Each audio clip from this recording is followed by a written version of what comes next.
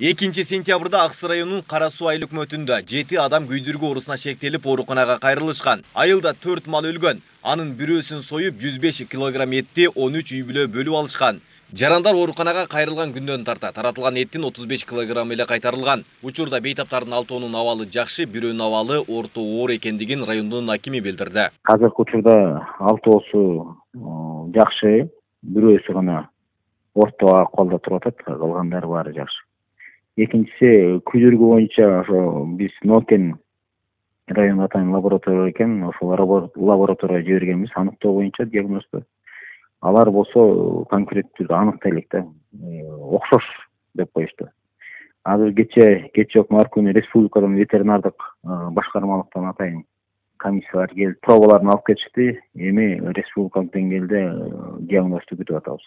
Күйдүргү же күйдүргү эмес. Бир сыйра анализ жүргүзүлдү. Кайсы малдар менен контакт болгон, канча киши эмне болуп, ошо эттерин жеген 105 килограмм экен немеси.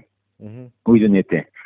Ошонун 35 килограмм эле кайтарылган, калганынын баардыгы желип кеткен да. Анализдер Жалал-Абад облустук санэпид көзөмөл борборунда текшерилген. 6-нын анализдери жакшы чыгып, бирөөсүнөн аныкталган. Учурда республикалык санэпид көзөмөл борборуна жиберилген. Ал эми санэпид көзөмөл борборунун кызматкерлери жеринде иш алып барууда. Бүгүнкү күндө ошол 7 гана жарандан күмөндөп атат.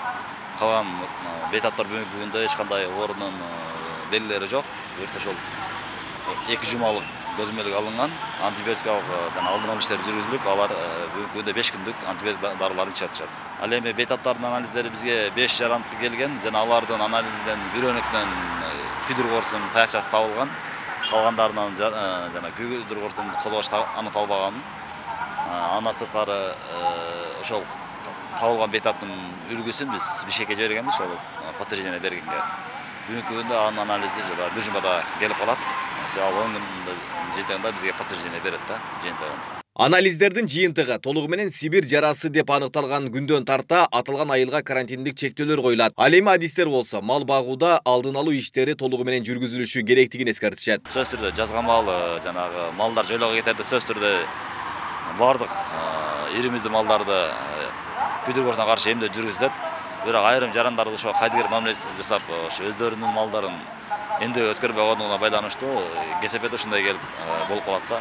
Ошондуктан барлык жарандарды айтар элек, сөз түрдө өзүңүздөрдүн малыңыздарды сөз түрдө күйдүргү оорусуна каршы эмдетип, бир күйдүргү эмес, андан башка да ооруларга каршы эмдеткениңиз сиздин малыңыз дагы оорубасын, жана өзүңүздүн дагы ден соолугуңуз, үй бүлөңүздүн ден соолугу мындай кооптуу абалда калбайт эле деп айтып кетер элек. Күйдүргү адамдардын денесине киргенден кийин организмди улантат. Тышкы чөйрөдө 100 жылга чейин сакталат. Бул оору менен ылаңдаган малдын сөөгү өрттөлүп, терең казылган чуңкурга көмүлөп, бети бетондолуп, айланасы тосулууга тийиш. Ал жер адистер тарабынан жылына 2 ирет залалсыздандырылат. Белгилей кетсек, ушул жылдын август айында Аксы районунда мал жандыктан аталган оору катталган болчу. Адистердин айтымында Жалал-Абад облусунда Сибир жарасы жандыктардан жыл сайын катталып турат.